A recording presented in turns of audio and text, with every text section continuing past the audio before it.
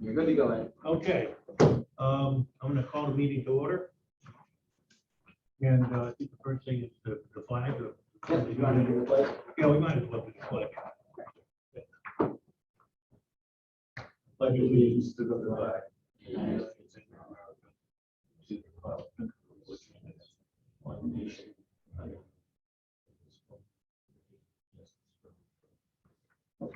Okay. All righty, the first input would be public input. I don't think we have any public input today. So I'll go to the approval of the minutes for the regular meeting of January 20th. That was our last regular meeting. And so if everyone can see the minutes as they're up there, does anyone have any input to it or any changes or see anything that they're regular or they want to make comment on? Yeah, it looks like it was Mike did a report. There's approval of minutes and then election of officers. So there wasn't a lot on there. Obviously, like it was an hour-long meeting, but most that's Mike's report.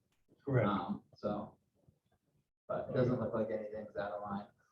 And of course, I think only two of us can approve it. Yeah.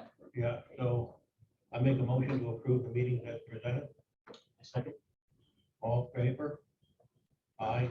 Okay. And James, you abstained because you weren't at the meeting. So just for the Dion, For the which record. does the minutes. So, do you hear you? I think so. James, you can hear us, right? I can hear you, yep. Okay, the next thing on the agenda is the fiscal year 2020-21 pension valuation, our actuarial report. So James, hopefully you received the copy in advance from Brad. There's two different PDFs. One is the police and the other is for the town. They look very similar. I'm going to start with the police. I like starting with the police because there's a little bit less activity on the police side. You're going to find that between police and town, very consistent things happening. Your assets are invested consistently. So once I get over to the town side, I'm going to go through a little bit more quickly as well. For the police, your plan is still open. What that means is as a police officer terminates or retires, he's going to likely be replaced. He or she is going to be replaced by a new hire because you need a police force. And actually what's been happening over the last couple of years is your active population has grown a little bit. So if we look back in 2017, there were 36 active members. 2018 was a small drop down to 35, then back up to 36, 39, and then 40 this year. So small growth in that active population. The gold bar above the blue is the members in pay status. These are officers who used to work for the town, no longer work for the town, and are collecting a pension. There also might be beneficiaries where the employee, the police officer, has passed away, and now their beneficiary is receiving a payment. That's what the members in pay status are. That small, tiny purple section at the top, terminated members. This is generally someone who is no longer working for the town. However, they are not collecting a pension. Most typically, your terminated member population is going to be somebody who did not complete 10 years of service, did not vest in their benefit, and is just due a return of their contributions. So usually having a terminated member is a timing issue where they just haven't raised their hand to collect their contributions yet. In the last year, there was no change in your members of pay status. They stayed the same. Everyone who was collecting at July 1, 2020 was still collecting at July 1, 2021. You had one active member terminate and collect a lump sum, and that one terminated member also received their lump sum. And then there were two new active members. That's why we had the growth. It's important to note that these are all as of July 1. That is when we performed the valuation. So it's always a snapshot look at what's everything, how does the plan look, who's in the plan, what are the assets like. Everything is snapshot as of July 1. We look at the middle section. This is an interesting way to look at your active population. We like looking at it by age and years of service. And what looking at your population in this way can tell you is what's going to happen in the next few years. In general, your police reach normal retirement age when they are age 55 and have 10 years of service, or they've completed 25 years of service. So if we look at more than 25 years of service, there's nobody. And if we look at over age 55, there are 2 people. So at this point, you don't have a large population that, as of July 1, 2021, was eligible for normal retirement.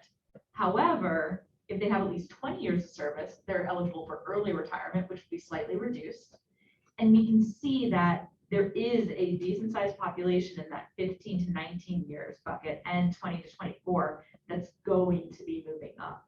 But this is very common to see in a police force where the concentration is in the lower ages and the lower service. Because as your population has been retiring, they're regularly being replaced by new hires. Very common for an active and open plan. The bottom section just summarizes your members and pay status. The average age is 64.3 for those retirees, the former officers. And for beneficiaries, it's a little bit older, 70.2.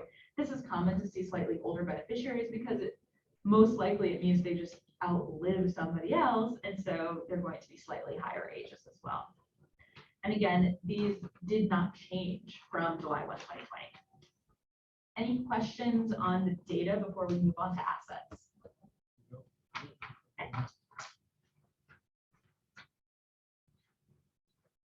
Talking about assets as of July 1, 2021 is really wonderful for an actuary.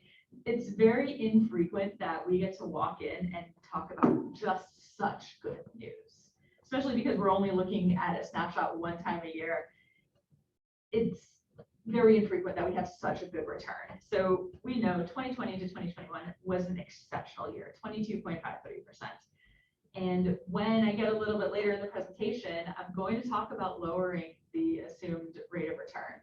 We currently are assuming 6.625%, and I want to talk about lowering that a little bit, which is going to sound odd considering the asset return in the last year was 22.53%. But we know that's an outlier. Mike wishes that every year we could be returning 22, 23%. That would be fabulous.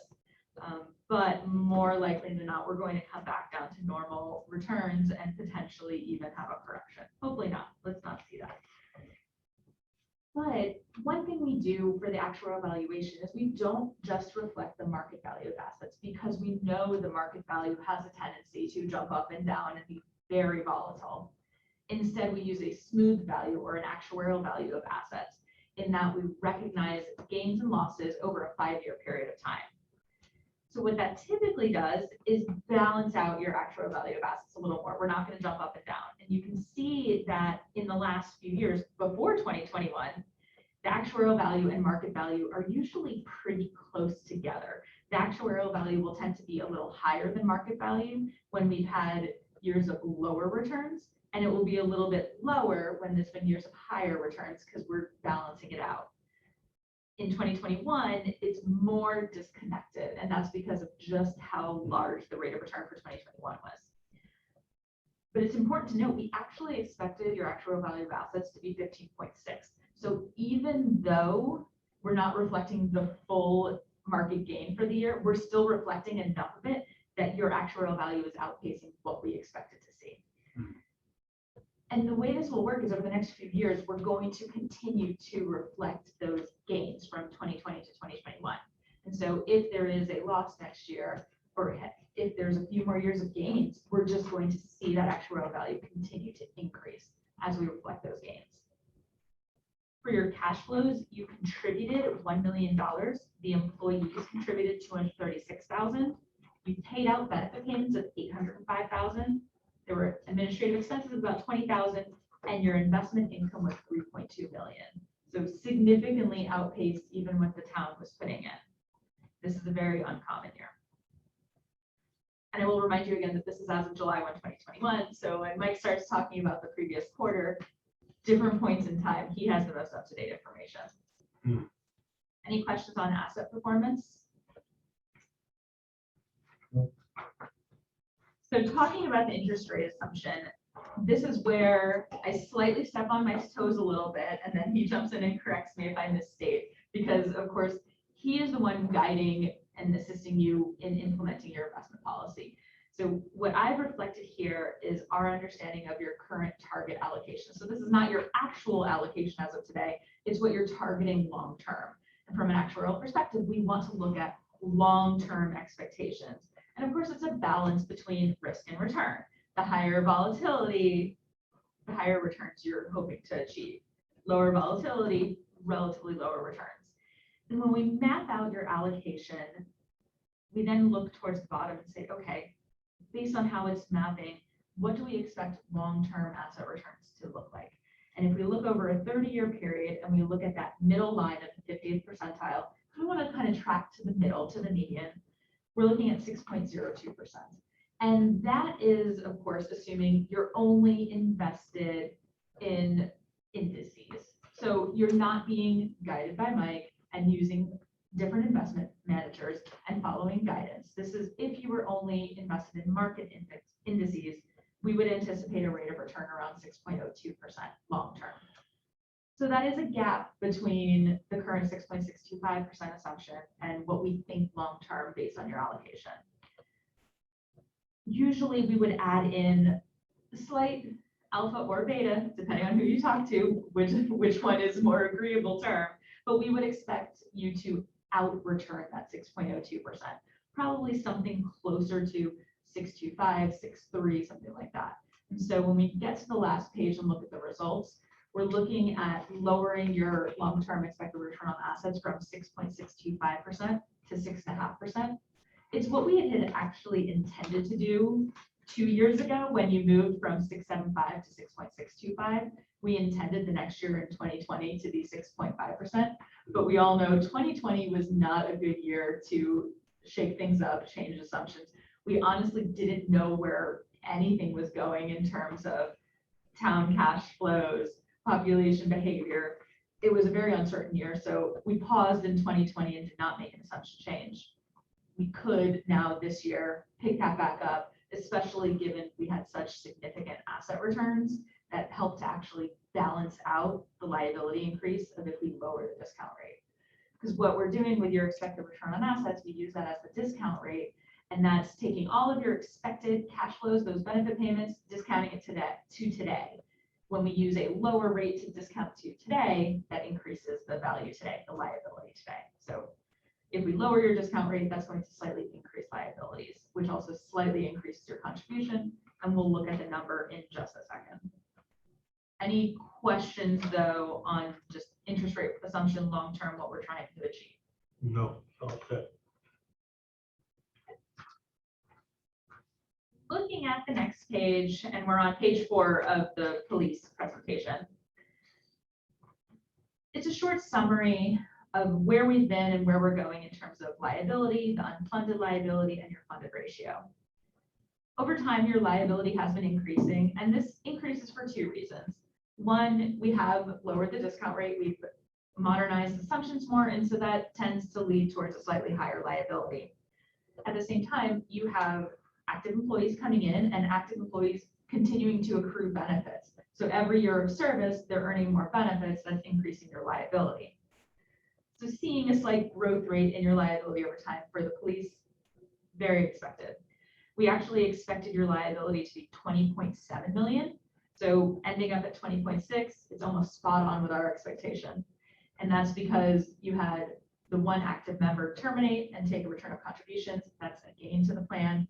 But then all of your retirees and beneficiaries survive, so a slight loss to the plan, relatively offset. If we look at your liability by group, it's split almost balanced between active and your members of pay status. And that's something that we expect because, again, your active population continues to be replaced with new active employees. The results that we're showing here for 2021 are assuming no assumption changes whatsoever. So this is on a gain loss basis, apples to apples when you compare 2020 to 2021. We expected your unfunded accrued liability to stay approximately stable at 5 million, and it actually ended up at 4.4 million. So those gains on actuarial value of assets, no change on the against expected for your accrued liability means a slight gain improvement in your unfunded status. So your funded ratio is moving from 74.3 to 78.6 versus an expected 75.6. So significant improvement there. How does this compare to other towns that you work with on the funding ratio? So it depends on some plans where they have less conservative assumptions, then they're usually closer to your funded ratio and having difficulty lowering the discount rate like they should. I do have some that are more conservative than you are in terms of the assumption, and that's because they have almost no active employees and they should be more conservative and moving towards a little bit more bond heavy in their investments.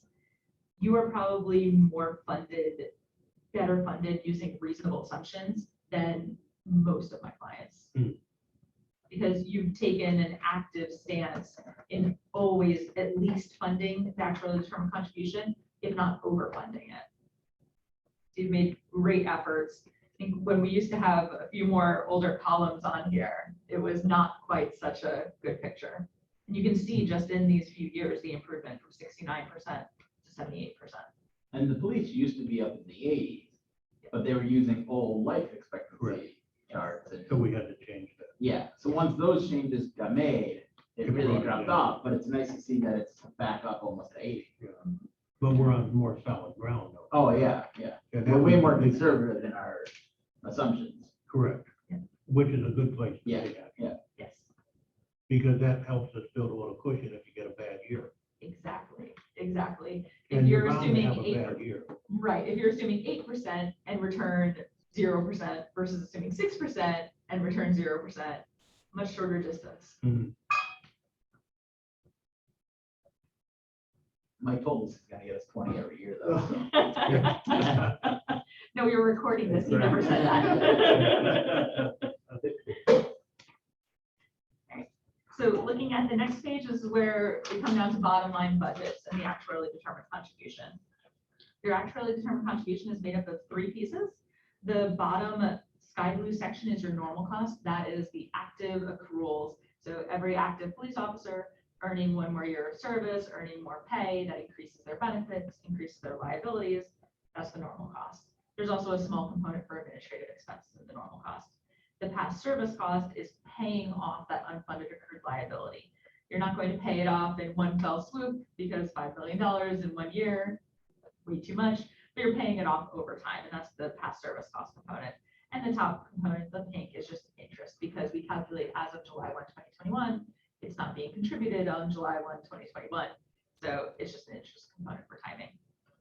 We expected your actually determined contribution to be $1,019,000, and without any assumption changes, it's at $948,000. So again, all of those improvements mapping through to a slight decrease actually in your contribution, both relative to the previous year as well as expected. But now let's look at just numbers. Excuse me, getting Sure. back to the original question Yes. was how do we compare with other towns? Mhm. Is there anything that shows the approximate size of what we have from a police force? More of an apples to apples comparison in terms of how we're doing with a similar size? Or is that, it might be difficult to, There's a lot of there's variables, I'm sure there are. There's nothing that's readily available. However, we are able to perform comparisons among communities because there is a lot of information that's available and we can do that, but there's not like an index that says, okay, all police departments that are similar in size to yours are usually this. There doesn't exist right now. Yeah, like you'd have to look at what their assumed interest rate is. Yeah, and I think we're all interested to see how we're doing compared to, Yeah.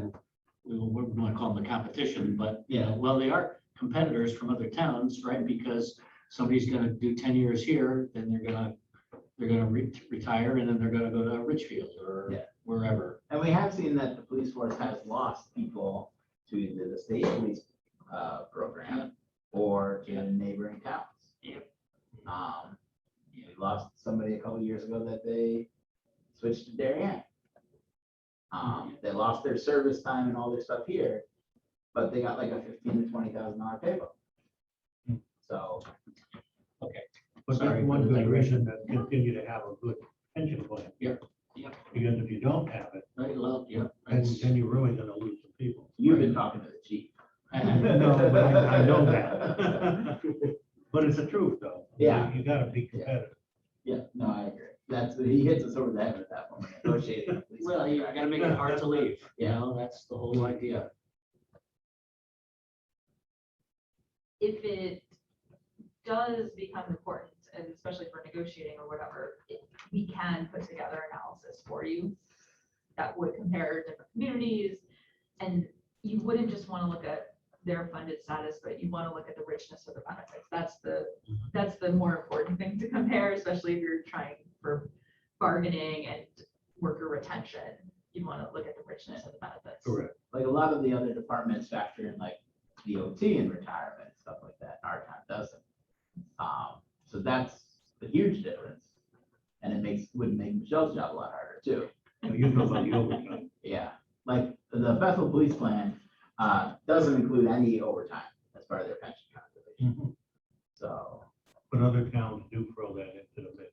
well, a lot of, I think, what are they, in Murph or something like that? Like there's a state group that a lot of them are in that include overtime. And the cost to get out of it for them is astronomical. So like, I know a lot of communities are having that issue. Or it's based on the highest 3 years of income, so you gotta work, some of these guys will just Killing it. work, they'll just Yeah. take every gig. Yeah. But it's good for us to avoid that kind of thing. Yeah, it's good that our plan does not include that because you would see people getting, some of those people that retire from those plans, their retirement fund is higher than what they made as their base salary. Because they lowered it up the last years. And it also costs the plan too. Oh, yeah. And it affects the actuarial assumptions of the Yeah. plan and how much does the town has to contribute and the matching and everything else. Because then we would have to change our assumptions. If you had an increase like that, then we usually add some load that's between 5 and 20%, depending on the level of the richness expected. So it's good to basically not have that in the negotiations. No, we're, non-starter, non-starter. And that's when you get on the headlines of officer retires with $500,000 benefit. Ah! Yeah, that happens in California, but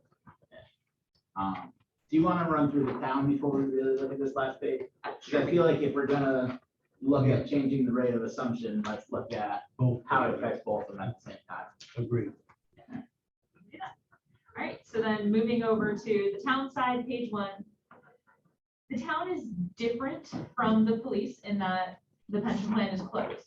No new employees are entering the plan. So what you'll see here, instead of the stable blue section like you see in police, the town active population is decreasing. So we were at 120 active members in 2017. We're down to 85 now in 2021. Mostly your actives are retiring, and that's going to become obvious as we look down at the by age of service chart. You had a few retirees who passed away. One was survived by a beneficiary. Also, a beneficiary passed away. Small movements, a lot more movement on the town side. There's a slightly larger population here, so you're seeing more movements. But overall, very consistent year to year. Your members in pay status are growing more because your active population is shrinking. They're retiring. If we look at the active population, you see a heavier concentration to the lower right corner versus the police was the upper left corner.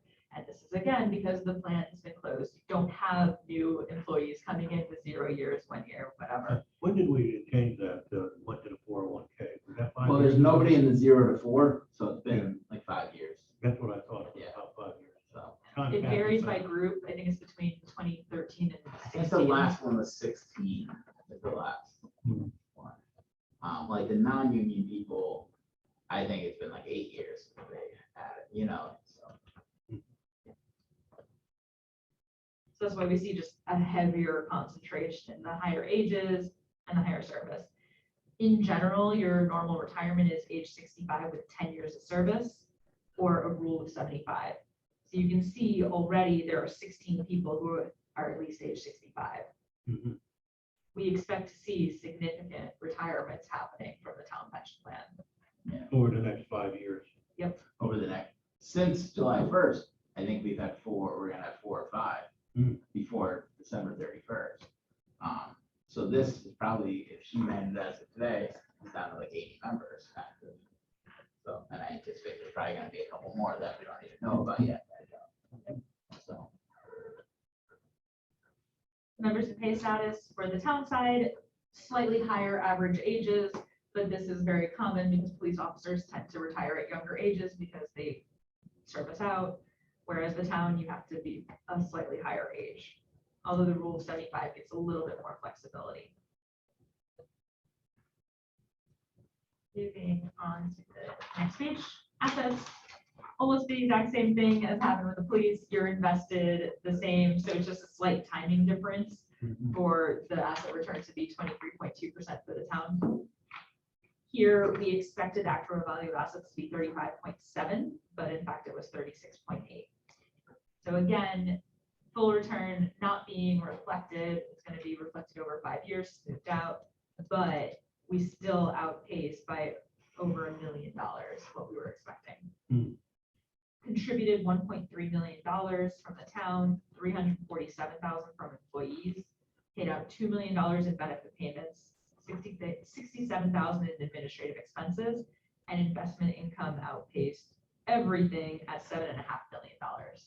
Now, if I remember right, the police contribute more than the town people. As a percentage of their As a income. percentage of their income. So the town plan, people would contribute 6%, police at 7.5%. That's what I thought. Yeah. And that's built into the contract. Yeah, police get service time quicker. They get 2.5% per year for the first 20 years. Town people get 2% a year. And police have COLA, the town does not. And here again on that, we're pretty competitive to other towns in that percentage and all that. Definitely competitive. Yeah. Yeah, good.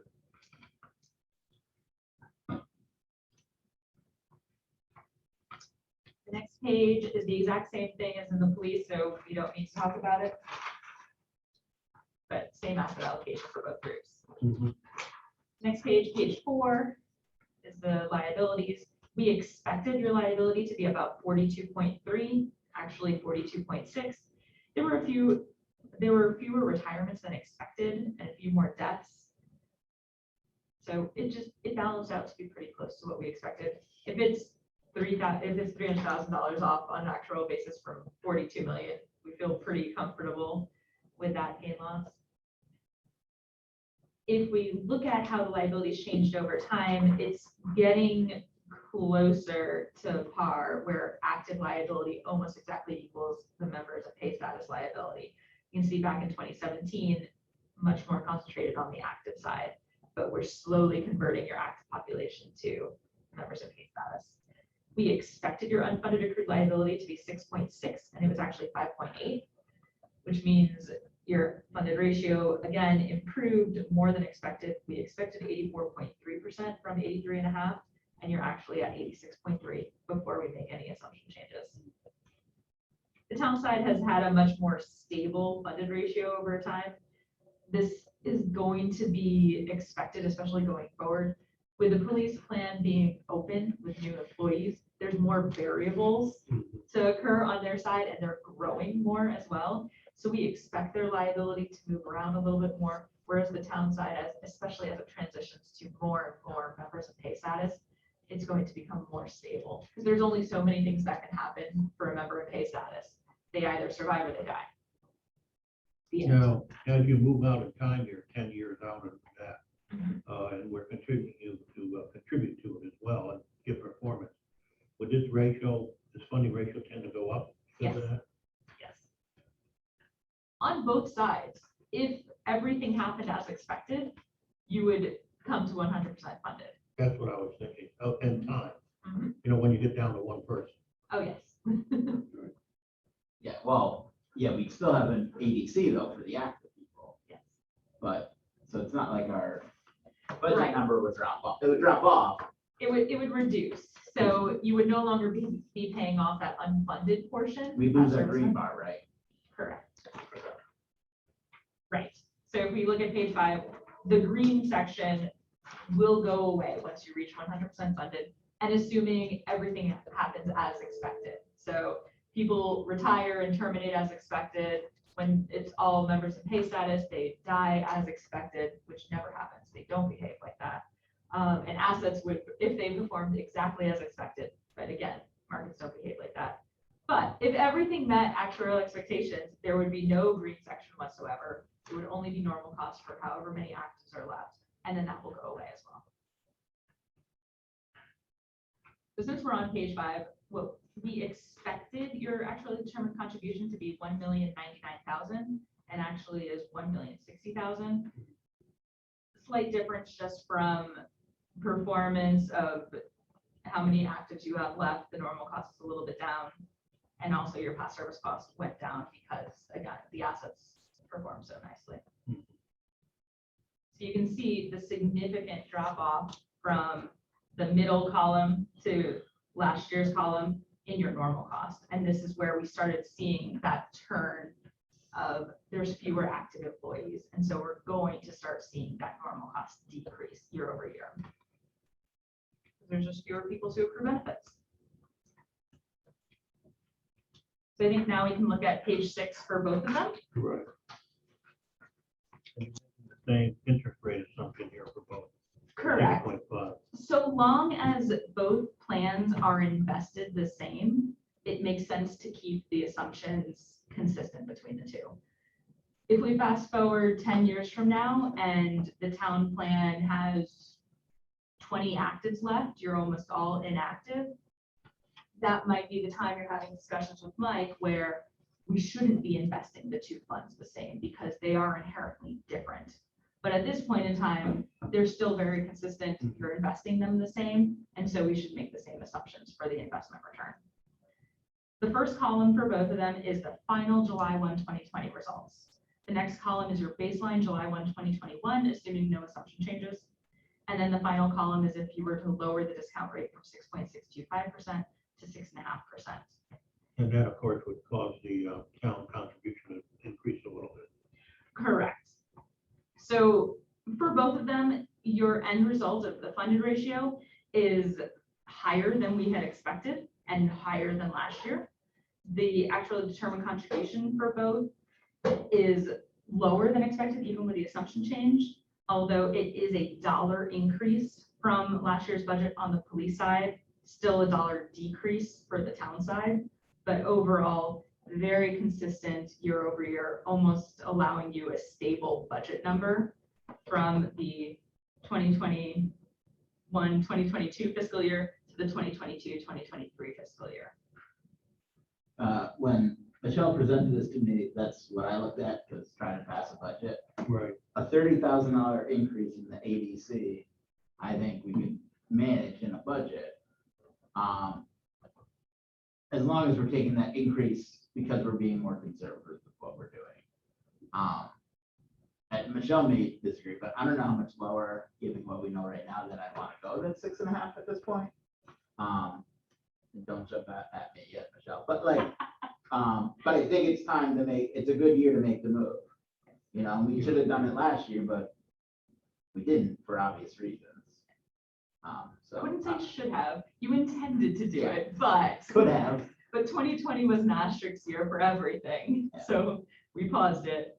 And this would just be continuing the intentions of 2 years ago. And then you're looking out to 22. And Michael, of course, probably talk about that some, and I'm in it like he is. And we're seeing still some growth in 2022. 2023, but 2022, we're still looking at some, maybe not 20%, Yeah. but something. So yeah, this is probably good timing now to do it. But I think, sorry, I think if we're at 6.5, you could wait to another year like this. Maybe not to the growth that we had this year, but you can wait till another good growth year and look at making a move again. But, you know, obviously we'll sit here in a year and we'll see what it looks like, what the past 12 will look like and what Mike's talking about going forward. But I do think it makes sense. Yeah, and I agree going to 6.5, and I also agree we probably shouldn't go below that. Not unless we think we're gonna go into a deep recession or something. Well, remember, this is a secular view, and so the short term, it doesn't matter. Yeah, I exactly. mean, this is a secular sort of 20-year view and beyond. So, you know, on average, we have a 14% drop every year. We keep getting close to 5, and then, you know, we get blowout earnings from another S&P 500 company, it's just everything turns on a dime. I mean, the economy is roaring.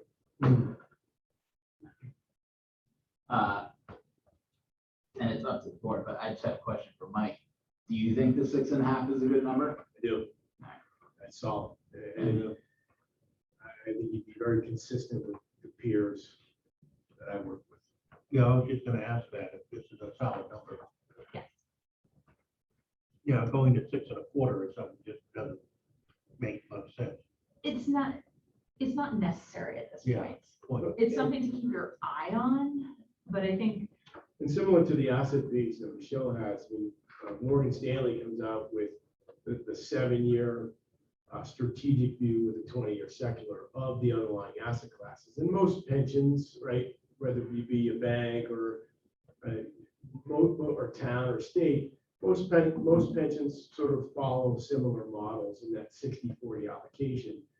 And the 7-year view of Morgan Stanley isn't rosy. Like we don't see bonanza returns and over the short time. Now we've been wrong because we haven't been rosy, and boy, but then you open that up to the secular view, and if you slow it down for a second, if you think about, sort of the expected rate of return and what that asset page means, right? You take something that everyone's familiar with, like the S&P 500, and you slide that over a 20-year period, right? So, and that you can go back 80 years and we can slide that.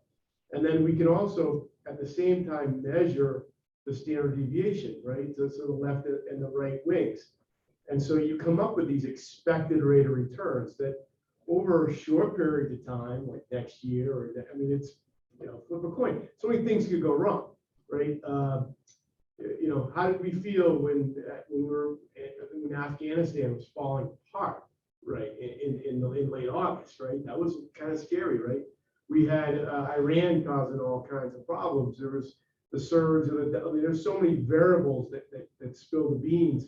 Europe closing down. Europe closing down. So these are all short-term views, but the secular view, or the expected rate of return, the long-term return, for example, the S&P 500, has actually gone up. Morgan Stanley's view over that has increased, and this is a mathematical thing based on those rolling 20-year returns. And in fact, since 2001, if we were all stocks, we would have blown the doors out of our expected rate of return. Right. But what would it have felt like in 08? What would it? No one does that, and nor am I advising to do that. So I think that's a long-winded way to say that what I saw on the most recent Morgan Stanley outlook of the 7-year, right? But then you take a step back and look at the 20-year second view of Morgan Stanley. I think you guys can hang your hat on 6.5 all day long. Yeah. Well, at one point, I think we were over 7, weren't we? Oh, absolutely. 7.25 or something like that, if I remember right. And there are still some communities that are just over 7 or finally getting to 7, and this is much more comfortable. Yeah, we've taken it down over the years, consciously done it, Yes. and raised our performance and also raised our contributions to modify the long-term risk. But I think what is the other factor that people don't consider, when we got rid of the pensions on the town side, the ADC, it's good, but you're also paying all the DC people immediately. Right. So I think this is a smart plan for trying to balance the budget aspect of it too. Like the police side is easy, whatever the ADC is, because they're all in the pension, is what the budget number is, less what they contribute. The town side, you got to factor, anytime that these people retire, you're paying defined contribution on the people that replace them. So I think it's steady and it's smart. And what do we pay on the defined contribution? One group is still at 5% match. Everybody else is at 6% match. Okay, so it'll eventually be 6%. Yeah. And that's just a matter of negotiation of the contract. Yeah. As of July 1, 22, all groups are at 6%. Okay. Because there's one group that in their contract that doesn't go to 6% till July 1, 22. So, and that matches what the town people put towards their pension. Right. So So just about everyone, if you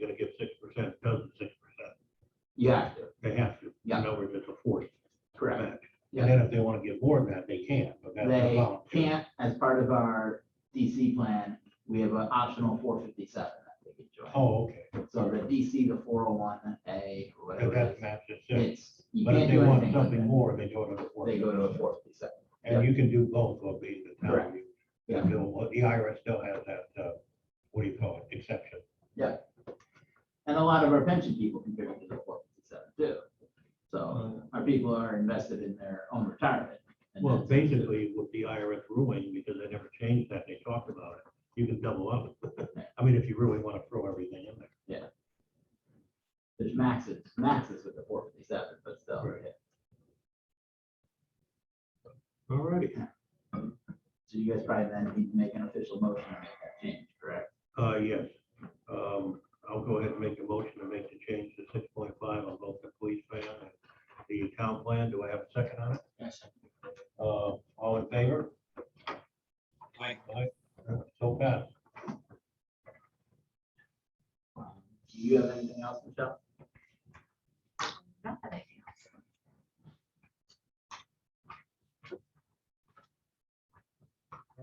Joe, very good. Very good report. Thank you very much.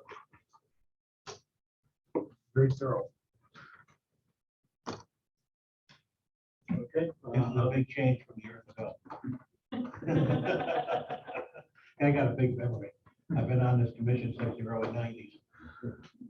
So you remember when 8% return was reasonable? Yeah, we were at that. Yeah, we were there. And I also remember before Mike got involved, when we just had Gits.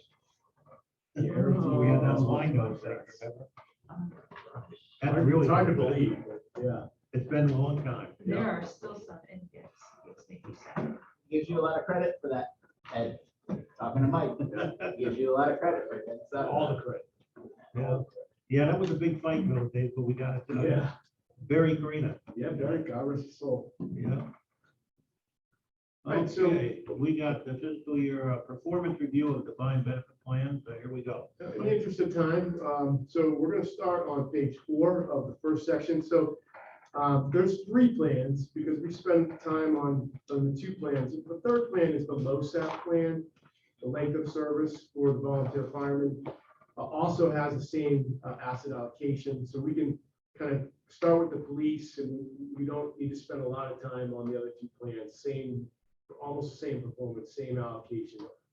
The LoSAP plan, though, is more of a fund ETF version because it's smaller, whereas the larger plans are institutional SMAs where the town owns the bonds, the town owns the stocks. And pausing for a minute, we all know, well, let me remind you that heading into COVID, CDs were at 3%.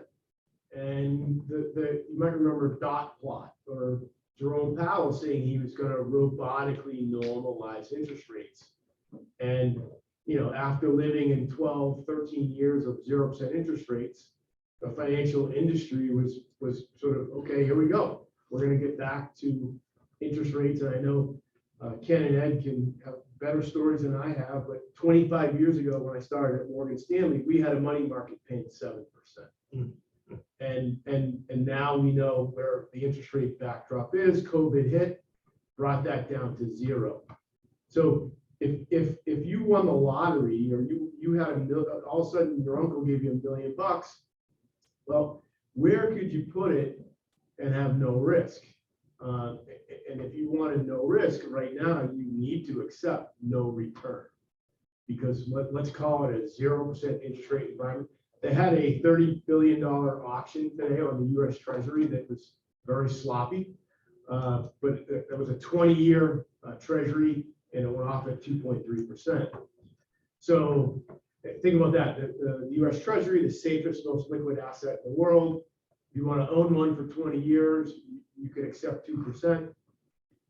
Lots of talk of inflation, right? And Morgan Stanley, our CIO, Mike Wilson, was talking about inflation, as far as I know, way before anyone else has. And if inflation is now at 6, right?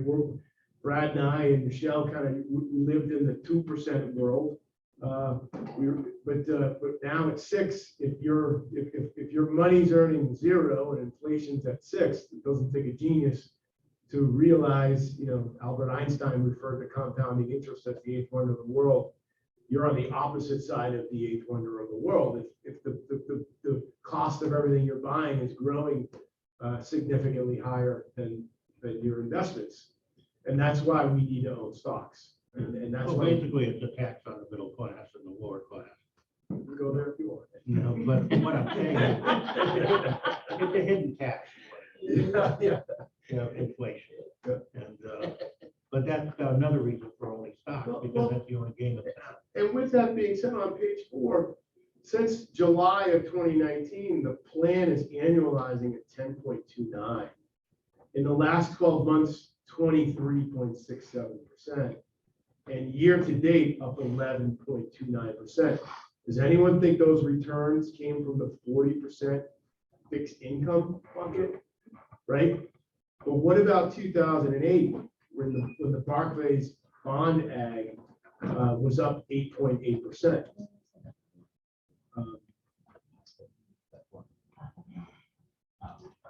Yeah, Rush. We got 14 minutes. Yeah, so Before I get kicked out. we can do this. We can do this. So, so I guess this is a long-winded way to get to what's known as equity risk premium. So if you won the lottery, or if your uncle gave you $1 million, you could put it in. You could do a CD ladder at 5 basis points, leave it in a treasury-backed money market at 0. You could ladder treasuries at 20 basis points, right? Or you could own Pfizer. It pays a 4.5% dividend. Top line sales is up 35%, little or no debt. And you can see what's happening to this equity risk principal reality is investors, including pension funds, are almost forced to go out on the risk curve to achieve rate of return. And there you can see the year-to-date returns up almost 12%. Down below, the asset allocation, we really have 3 different asset classes, right? The equities, which we're all familiar with, fixed income, which we'll talk about, but we're going to get to alternatives. And you might remember, we took a 10% position in alternatives, and you can see the robust returns shortly. So within our equity base, right, we have institutionally managed accounts that are best of breed, where our global investment committee and our the Morgan Stanley process of babysitting, right? 3 consecutive quarters of underperformance, manager tenure, asset flow. There's lots of reasons why we fire managers, and reasons why we keep them. So we have all of the asset classes that a traditional pension plan would have: the large, the mid, the small, the growth and the value. Jump into page 7, you can see our equity asset allocation. We're not just domestic in the United States. S&P right now, 18 times forward earnings, isn't super cheap. It also historically isn't expensive. You do have a lot of these mega cap technology stocks and these newer sort of next generation technology stocks. Square, I was looking at today, the PE of Square was 266. So you want to go buying companies 100 times earnings, 200 times earnings. As our CIO says, you're on your own, and good luck. And today they're changing. One of the football stadiums is going to be named Crypto Stadium. And you might remember the Patriots was CMGI Stadium, right? So like when internet stocks were the buzz, and I don't know, something tells me that these risk assets are going to get pounded when the worm turns. And we don't own, we're not in that fluffy stuff.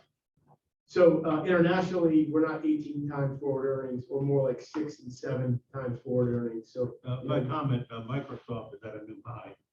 Microsoft Doing is really well. not trading triple digits time earnings, and Microsoft is blowing the doors out. Yeah, and their PE is still reasonable. Oh yeah, it's a value stock. We have very well positioned on page 8 of our fixed income because we've been short, we've been safe, we are liquid, and we are tapering has begun.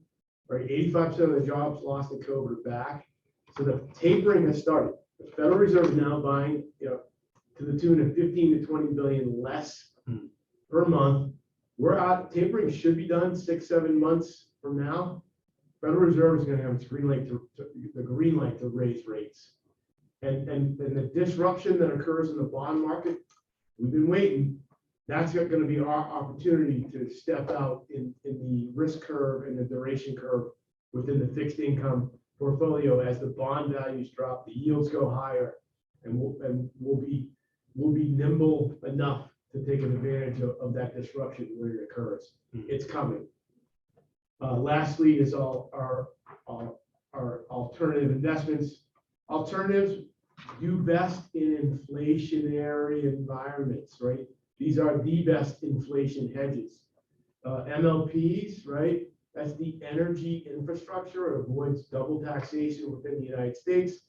That's all the pipelines of how energy is stored, transported, moved. That's not just the dirty fossil fuels, natural gas, but it's also there's clearly a EV or electric car wave, right? What do you think is going to fire up those batteries, right? It's going to be natural gas. And so as we shift to potentially to going from 2% of the cars in the EV to, I'm hearing 12, and not overnight either, but, as that shift occurs, MLPs are well positioned to benefit.